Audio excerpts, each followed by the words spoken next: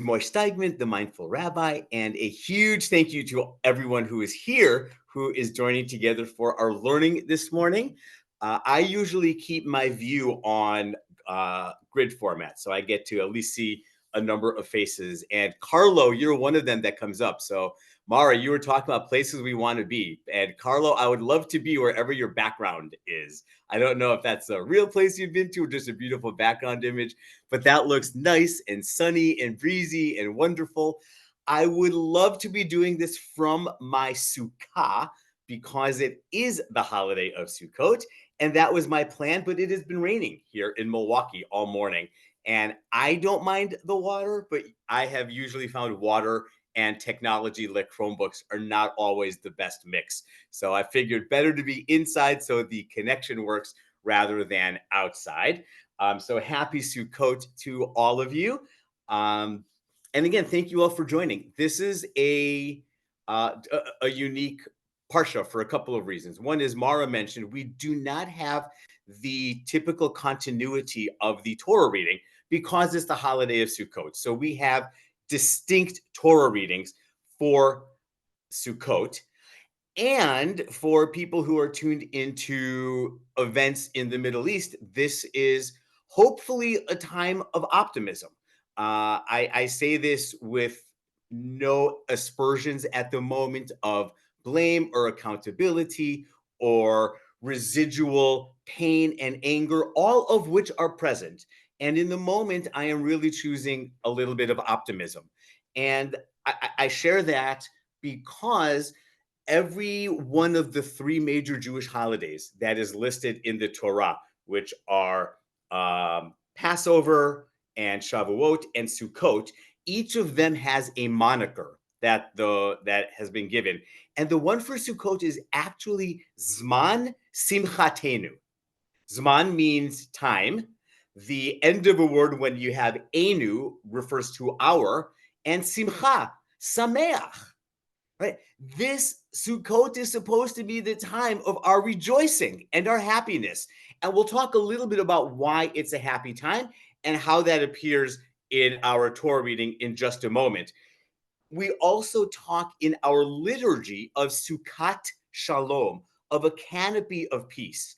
And so, with all of your permission, my hope and bracha, my hope and blessing for our learning this morning is that this truly is a Zman Simchateinu, and we truly experience a Sukkot Shalom, not just in our backyards and not just in our communities and not just wherever we find ourselves, excuse me, but also throughout the world and in particular in all of the Middle East. May this be a time not just for us, but for them to rejoice in the hopeful promise and long-term sustainable peace in that region. So with all of that together, once again, my name is Moishe Steigmann, the Mindful Rabbi.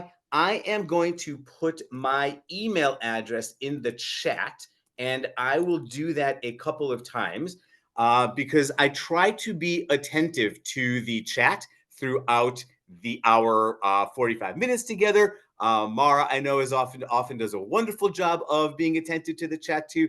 Sometimes questions come up and either I just miss them in the chat box or sometimes we just find ourselves limited by the time that we have. Please feel free to reach out to me at any time.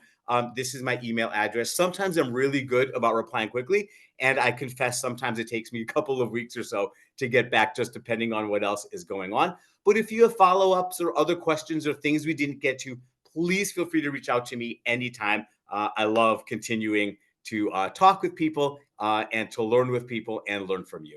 All right. With all that being said, we are going to go through two different sources on Sefaria. That is usually my go-to place for Jewish texts. During the holiday of Sukkot, we read from the Torah every single day. On Shabbat, we have a different Torah reading, which is unique to the holiday of Sukkot and which steps away from the normal weekly Parsha narrative. So we're going to take just a little bit of time to go through each of those different Torah sections, study a little bit about how they're connected with Sukkot, and potentially what they can help us learn about our lives today. If you would like, you can just click on the link that I just posted in the chat to pull the text up. I will also share the tab with the text. All right, so according to the Torah, Sukkot is a 7-day holiday. Among Jewish communities, some will celebrate it for 7 days and some will celebrate it for 8 days. We can talk hopefully another time. I don't know if we'll quite get to it today about why there's a difference within the communities. But in the Torah itself, Sukkot is a 7-day holiday. And every single day, we are to bring an offering to God. In the times of the Torah, we did not offer prayers in the way that we do today. Typically now we would stay at home or we would go to synagogue or we would open up a siddur or a prayer book. We would offer prayers. We would talk with God. In the times of the Torah, formal prayer like that did not exist. Instead, when Jews wanted to talk with God, they would bring sacrifices. They would bring sacrifices to the temple, and then the priests would offer the sacrifices on their behalf. On holidays, the priests would offer sacrifices in honor and in celebration of the holiday and on behalf of the Israelite people. So today is this is the offering for, I'm going to scroll down to verse 23. This is the offering for the 4th day of Sukkot, which we find ourselves today. On the 4th day, there would be 10 bulls, 2 rams, 14 yearling lambs without blemish, the meal offerings and libations for the bulls, rams, and lambs in the quantities prescribed, and 1 goat for a sin offering, in addition to the regular burnt offering, its meal offering, and libation. There's no part of the Torah that is meaningless, though I would probably suggest of all parts of the Torah, this might not be the most compelling part that we have in terms of inspiring narrative and dialogue. So still, I want to offer a couple reflections about these verses from the Torah. And in a moment, I'm going to stop sharing screen. So once again, pop up the link if you'd like to see a little bit more. First of all, on Sukkot itself, there are more sacrifices that are offered than on any other holiday. And as a reminder, in today's time, when we think about sacrifices, I would suspect most of us kind of recoil a little bit. I don't like the idea of killing an animal in order to have a party, right? That doesn't quite feel great. But we're talking 3,500 years ago. That was the primary method of talking with God. If it was for joy, if it was asking for forgiveness or atonement, if it was for gratitude or thanksgiving, that's the way that the people would talk with God. And as a reminder, I see this is coming up in the chat a little bit, it was the priests who would make the sacrifices. Today, any one of us can pray. Any one of us can sit wherever we are, stand wherever we are. We can open up a prayer book and recite the words of the Siddur. We can offer the prayer that's in our hearts. We can go to the synagogue. We have all options for prayer. In the time of the temple, it was only the priests who would offer a prayer. The Israelites would bring their offering to the priests and they would do it. And in the case of a holiday, they would make the offering on behalf of the community. These were the sacrifices. This is a robust list of sacrifices. The idea here, once again, is to emphasize the incredible and unique joy, specifically of Sukkot. Zman Simchateinu, more sacrifices over Sukkot than at any other time. Something else that's unique is there were 70 specifically bull offerings that were brought during the holiday of Sukkot. And 70 has a distinct meaning within Judaism. It is a unique symbol of completion and of wholeness. Think of Shabbat. There are 7 days of the week. Shabbat is a cycle of wholeness. It's the full week. 70 years, 70 all the more so. 70 is a full cycle of wholeness, often even representing like entirety and completion. In Psalms, we're taught that the span of our life is 70 years. In other words, living 70 years old is considered a full life.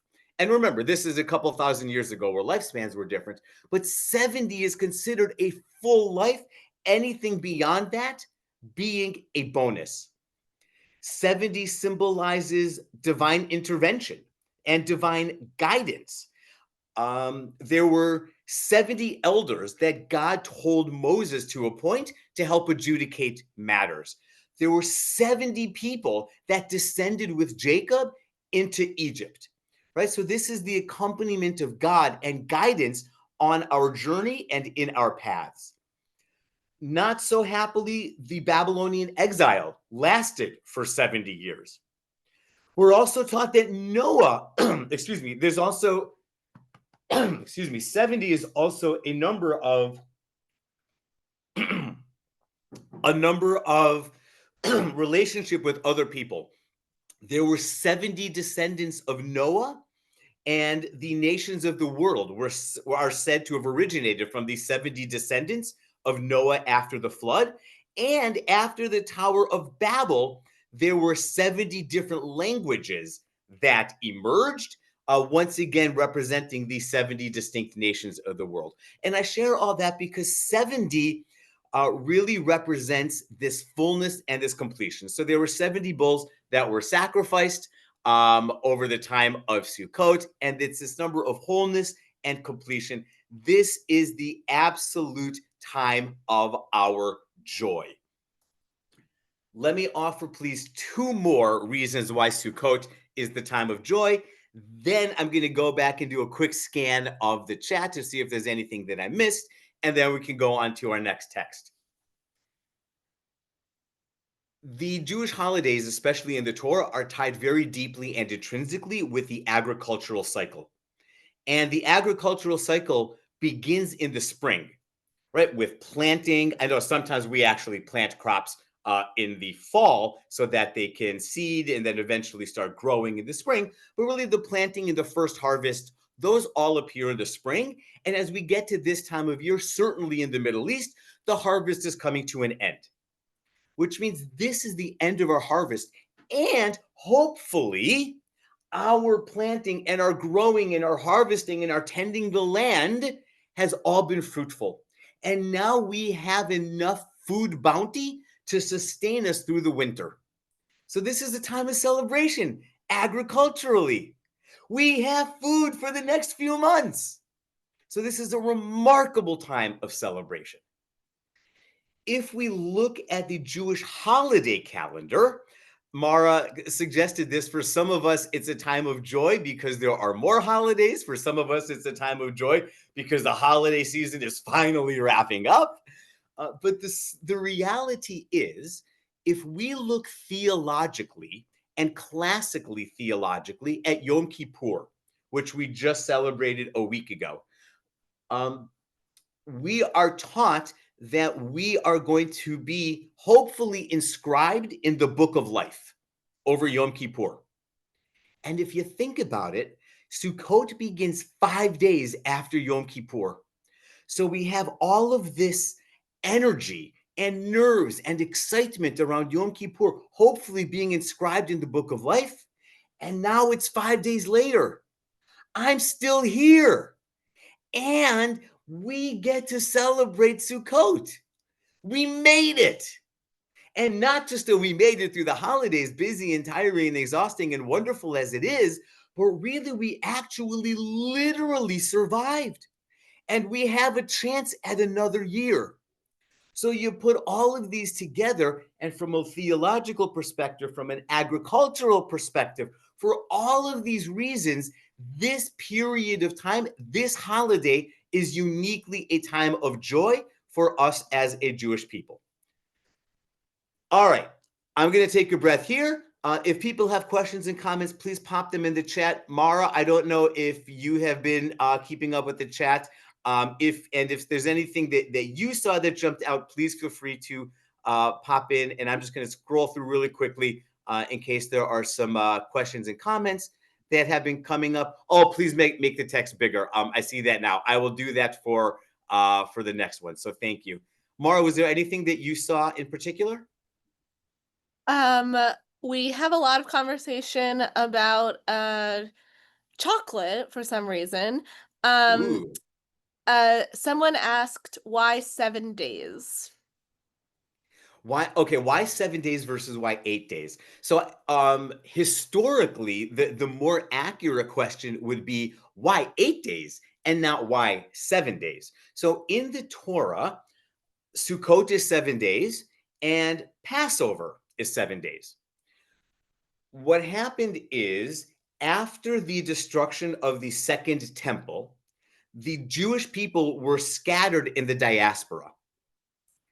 And primarily up until that point, before the dispersal across the world, when it was time to communicate from one community to another, they would go up on a mountain, they would sound a shofar, and they would kind of send messages. For anyone who is a Return of the Jedi fan, right, this actually kind of what happened at the end of Return of the Jedi, where the Ewoks would go onto the top of a hilltop and you would see them go, right, they would sound these horns and they would communicate from one Ewok community to another. I have no idea if that was deliberately borrowed from Judaism or not. I'd like to pretend it is, just because why not? But that's how communication would happen.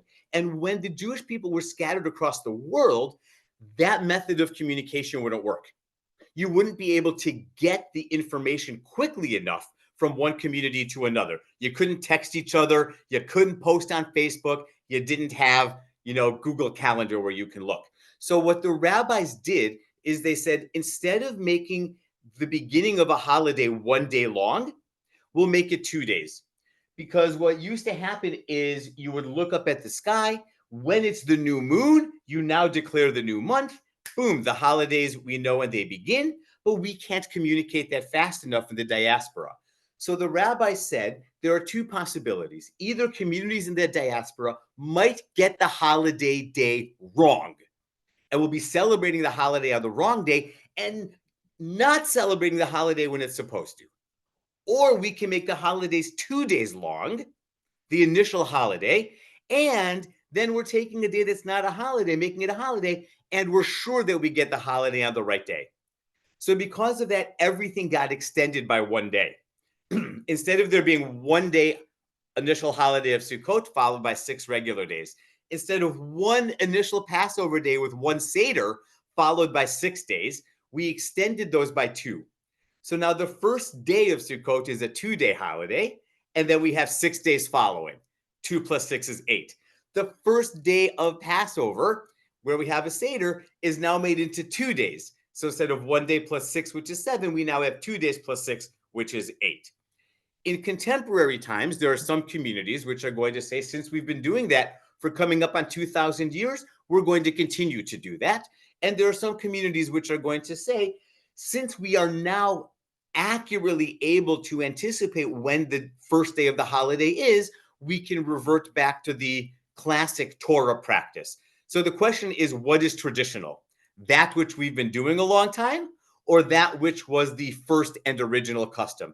And that's why some communities still continue to practice 8 days and why some do 7 days. Yes, Lord of the Rings also for the hilltop fires.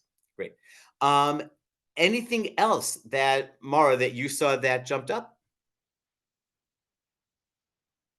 No, Oh, I think actually, I let's see. get to some text. Great, we will. And then just very, very quick, as CJR says, after Sukkot, it sounds like we are headed into hibernation from the holidays. That's both accurate because the next big holiday actually comes up in for Hanukkah. The next month in the Hebrew calendar is Cheshvan, which the rabbis call Mar Cheshvan. Mara, I'm pretty sure you know what the word Mar means, right? It means bitter. So we talk about Cheshvan as a bitter month purposefully because there are no holidays. So on the one hand, we feel all this relief in hibernation, but then you go to Cheshvan, there are no Jewish holidays. So ultimately, the moment of hibernation will eventually jump into, oh no, we miss our holidays. So Cheshvan is given the moniker Mar Cheshvan. Okay, our second text, and I will make it bigger when I share my screen, is what we're going to be reading tomorrow. We read this text really on each of the aforementioned major holidays that appear in the Torah, on Pesach, on Shavuot, and on Sukkot. The text starts with a commandment to get a second set of tablets, with Moses invoking God to show God's presence, and then God saying to Moses, I will make my goodness pass before you, because you cannot see my actual face and live. And then as my presence passes by, I will put you in the cleft of a rock, and I will shield you with my hand, and then you can see my back. And then here we carve a second set of tablets. And at this point, we are told here in chapter 34, verse 6, and this is part of our reading.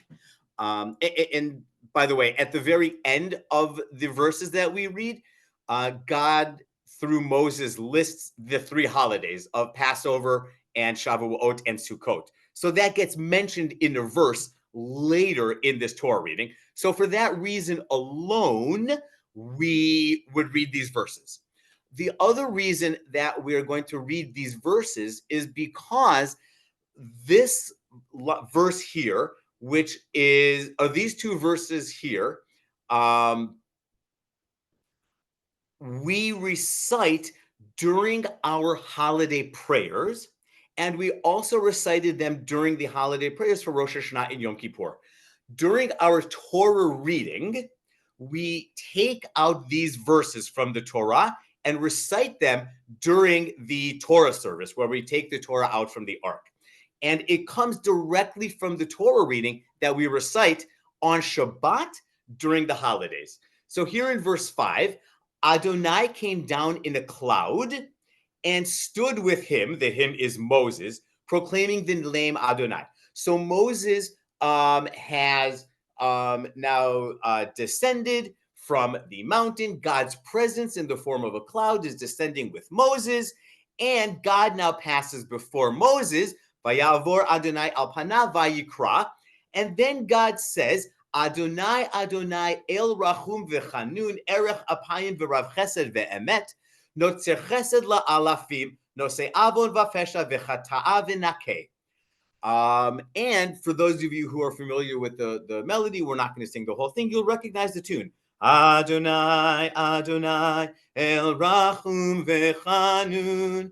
Right, so we sing this during the Torah service. When we take the Torah from the ark, we repeat this melody 3 times. We do it on all the major holidays. We do it on Rosh Hashanah, and we do it on Yom Kippur. It is patently obvious why we add these on Rosh Hashanah and Yom Kippur. Adonai, Adonai, a God compassionate, gracious, slow to anger, abounding in kindness and faithfulness, extending kindness to the 1,000th generation, forgiving iniquity, transgression, and sin. Right? Clearly, we're going to include this on the high holidays. Forgiveness, iniquity, graciousness, kindness. All of these wonderful ways that God is kind, gracious, loving, and forgiving. One of the reasons we include them on Sukkot and Passover and Shavuot is because it comes from our Torah reading. And I just want to take a couple more moments to actually reflect on these verses and something perhaps audacious that the rabbis do when we sing these verses during the Torah service. First of all, these are the holidays. These are supposed to be times of celebration and of joy and also introspection and sometimes loss. Sometimes we remember people who are not with us. And or think of Jewish holidays over the past couple of years. It was actually on the holiday of Simchat Torah, which we celebrate next week, when the events of October 7th happened. How do we try to be in a time of joy and also in a time of mourning? How do we put all of these together? Because as much as sometimes we want to compartmentalize emotions, we know as human beings that can often be difficult. So here we invoke a gracious God, a compassionate God, slow to anger, abounding in kindness, extending kindness to the thousandth generation.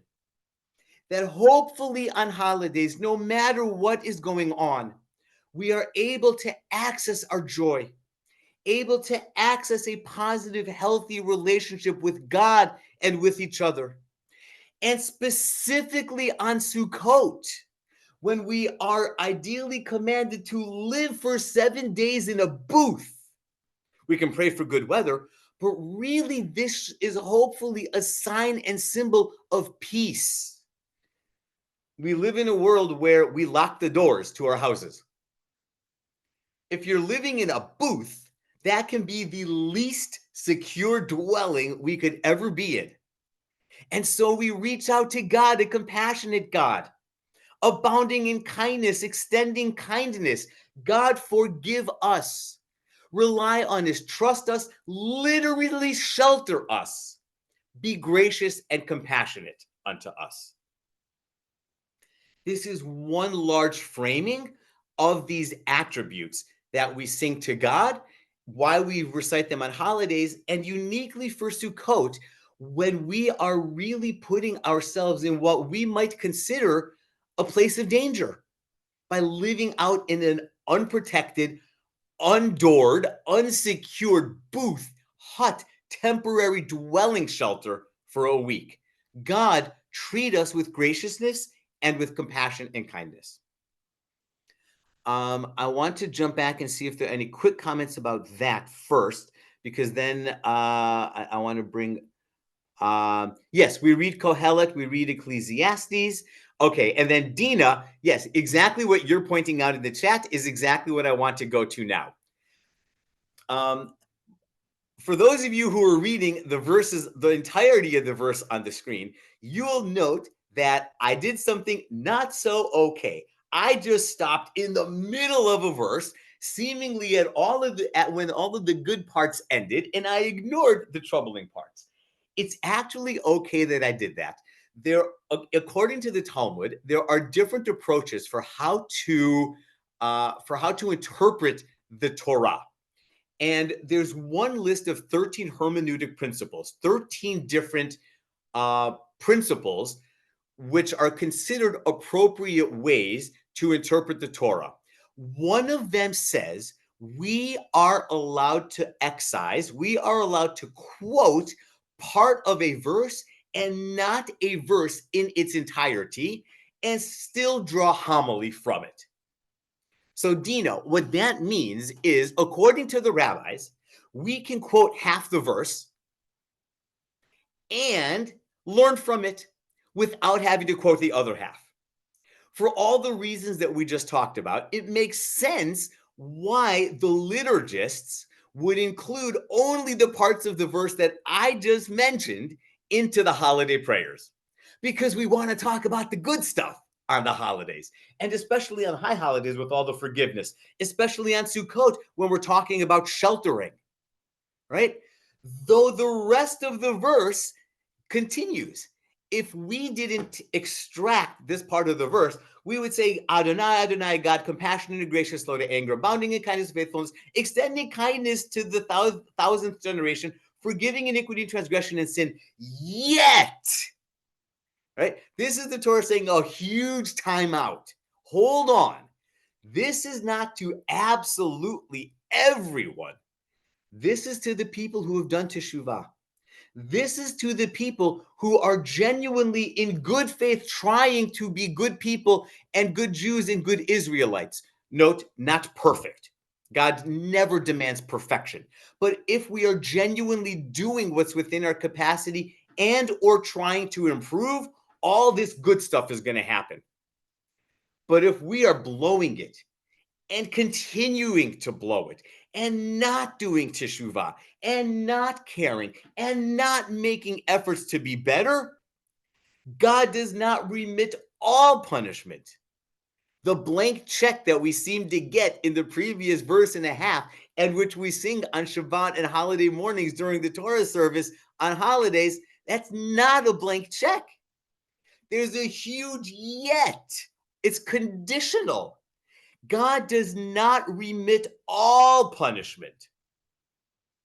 If we haven't done teshuvah, if we haven't atoned, if we haven't tried to become better, God visits the iniquity of parents upon children and on children's children upon the third and fourth generations.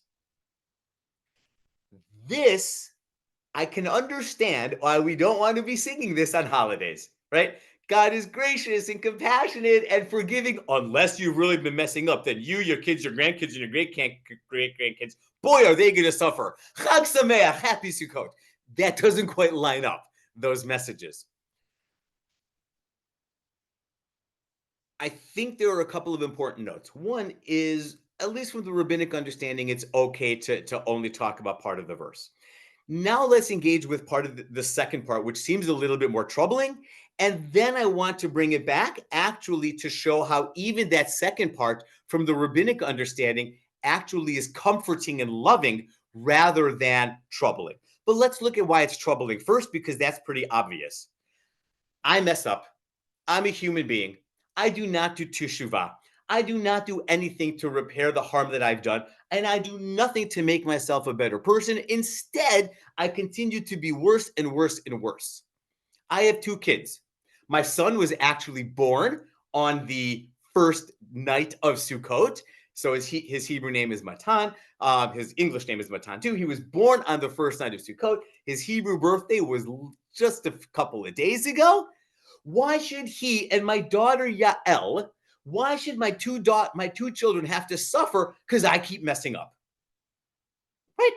Okay, one could argue they are born and they live in the house in which I am raising them. We know of osmosis. Maybe they're going to take on some of themselves, some of my habits. So maybe they're going to have to do harder work. But why should their kids have to suffer? Why should their kids' have to suffer? Right? They get to be independent people. Right? Both of my kids have passed the age of for Matana Bat for Matana Bar for Ya'ela Bat Mitzvah. They are now adults in Judaism. Right? They get to make their own Jewish choices. They're accountable for their Jewish choices. How come they have to suffer because of my misdeeds? It is an entirely uncomfortable premise and notion for us. I would actually flip it around and say that my kids also, if I have established for myself a keter shem tov, a good name, they should not live their lives on the backs of that good name. They get to establish their own reputation. So I'd actually flip it around and say, if they shouldn't suffer for my sins, they also don't get to live their lives floating on whatever good name I may or may not have. They get to forge their place in the world, and hopefully I get to support them. Hopefully I get to inspire them, and hopefully they are able to choose from the positive example that I've set, and hopefully they're not in a position where they make good choices because they see all the bad choices that I make and simply want to do the opposite. Hopefully I offer them a positive example. So this idea of them suffering because of my misdeeds doesn't land well. Remember, we're talking 3,500 years ago for the time of the Torah. This is a time where lineage and ancestry matters. Names are, my name is Moishe, the son of so-and-so and so-and-so, right? The son of parents. Lineage matters. Oh, you're so-and-so's kid. Oh, or oh, you're so-and-so's kid. We know that as much as we want our kids and grandkids to forge their own paths, we know that their names matter. We know it for positive and for negative. I just met someone. I lead high holiday services in New York. Their last name is Nanus, Nanus. And I had my first pulpit was up in Mamaroneck in Westchester, New York. And I said to her, "Oh, do you know David and Bonnie?" She's like, "That's my brother and my sister-in-law." I said, "Oh, I was their rabbi for a number of years. I love David and Bonnie." I know nothing about Sasha, whom I met. And yet already I was positively predisposed to her because I know David and Bonnie. Then I got to talk with Sasha, and she's amazing in her own right. Right? Or, oh, you're related to so-and-so. We do this all the time. Names matter. So even if God does not literally punish my kids and grandkids and great grandkids, the reputation that I establish for myself, that's going to carry through. That's the negative and the discomfort. Now let me reframe it in the comforting, in the positive, and then I'll go back to scanning the chat box, and then we wrap up in just a few minutes. The rabbis are also slightly uncomfortable with the idea of a punitive God for multiple generations. And so there's a rabbinic teaching that God's capacity for mercy is 500 times greater than God's capacity for punishment. Here's how they do the math. Follow it with me because they massage numbers a little bit to make it work. If we look at the end, God visits iniquity of parents upon children and children's children, upon the third and the fourth generations. So the rabbis deliberately focus on the third generation, that God will visit iniquity 2 generations past your own. That's 2 generations past. So the sins God carries for 2 generations. If you look at the top of the verse, but the kindness extends for 1,000 generations. So the kindness is 1,000 generations, the sin for 2 generations. 1,000 divided by 2 is 500. Therefore, God's capacity for kindness is 500 times greater than God's capacity for punishment. And that's how the rabbis ultimately look at this verse in its totality. Right. So now we've had this whole kind of journey through holidays, joy, hopefully faithfulness, faith, and loving kindness and graciousness.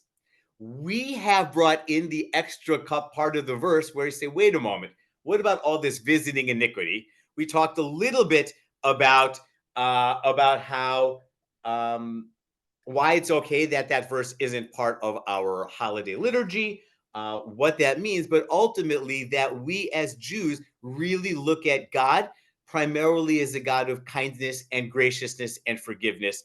And this goes back to the high holiday theme. Our responsibility is to draw as close to God as we can, and God will ultimately meet us there. All right, we have a couple of minutes, a few minutes left over, so let me jump back to the chat, and I will look there. Mara, once again, if you saw anything that jumped out, please let me know, and I can take a couple of minutes there. Did anything that you saw, Mara? People are appreciative of your enthusiasm. Thank you. Thanks. I appreciate it. You know, it's really like we talk about Zman Simchateinu, the time of our joy, doing things like this and being here with you and just having the opportunity. This is far more presentation than it is discussion. And I get the limitations when we have, 156 people, right? We're not fully going to have everyone unmute and share. But I really love the opportunity to teach and to learn together. So thank you. I'm glad the enthusiasm comes through because I really feel joy and privilege and honor getting to do this. Was there anything else that jumped up that you saw? Jay Oh yeah, asked something about the 13 attributes. please. And when we discuss that list, are they all in the positive form, or are some in positive and some in negative form? So the 13 attributes are all in the positive form, right? Adonai, Adonai, right? A God that's compassionate, gracious, slow to anger, abounding in kindness and faithfulness, extending kindness to the 1,000th generation, forgiving iniquity, transgression, and sin. That's where we end our recitation on the holidays. It is all entirely in the positive. Great. We have 4 minutes left, and I don't know if people can hear my congestion. So I am going to say if people do have a quick comment or a quick question, they can raise their Zoom hand and we can call on you. And Rabbi, I know it's been a little bit since you've been here, but I've enjoyed asking everyone who leads us in Torah study, to leave us with a final kavanah, a blessing, something to think about as we go into Torah study. So we will quickly go to Julius, and then we'll address his question and hear your closing thought. Julius, we got 3 minutes. I want to say thank you for what you talked about, especially about the 13 attributes. And I just want to say God bless you guys for this Torah study. I really am enjoying this. God bless you. Thank you, Julius. Thank you, Julius. Yeah. You know, in retro, had we known what you were going to say, I would have suggested tomorrow that I say a closing blessing, but you really get the end closing blessing, because that was beautiful. So thank you. Thank you, Julius. And I think we can go to Dina. Great. Okay, this isn't actually my question, but somebody has asked a couple times, why booths for Sukkot? And I don't remember if you answered that or not. Oh, great. That actually also comes literally from the Torah. We are told that we are supposed to live in booths for 7 days. And it's also in other verses of the Torah where we are given the commandment to like hold various species and all of that. So all of that comes from other verses of the Torah. But why booths? That's what the Torah tells us to do. Yeah. And sometimes that's a completely satisfying answer, and sometimes it's completely unsatisfying. And it happens to be the case. The Torah tells us to live in booths, so we live in booths. And then the rabbis in the Talmud have all these discussions about why the different configuration of booths and why we need schach and why, you know, the amount of sun, the nighttime we need to see. So all of the specifics of how to make the booth, the sukkah, and what material can be used and where it can be done. Can you build a sukkah on the back of a camel? Right? All of these things come up in the Mishnah and Talmud. So that would be, Mara is now very curious, right? So all of these things come up in the Mishnah. And Mara, to honor your time, we're going to wrap up, and that question is going to be a cliffhanger. Really, this is Zman Matan Simchateinu. Thank you for the note about the enthusiasm. And while I certainly don't want to dismiss the challenges going on in the world, nor all of the challenges that I know so many people in the Middle East in particular will continue to face, I think it's okay, not just as people and also as Jews. And I think it's necessary as Jews and as people from time to time to say, I want to be as present as possible in this moment. And may this moment be a moment of genuine, pure joy, of real Sukkot Shalom, of this canopy of peace. And may the joy and the experience of peace that we are feeling now, may that continue to carry us forward. Just as the rabbis focused on God's graciousness, may we focus on joy and peace, and hopefully infuse our lives, the people in our lives, our communities, and the world with a little bit more joy and peace, and sustained joy and peace. Chag Sukkot Shalom to everyone celebrating. Moadim L'Simcha is the technical phrase. An early Shabbat Shalom to everyone celebrating. Thank you again to My Jewish Learning and Tamara for having me. And thank you all to everyone for being here. I deeply, deeply appreciate it. Thank you so much, Rabbi. Thank you all. Shabbat Shalom. Bye-bye.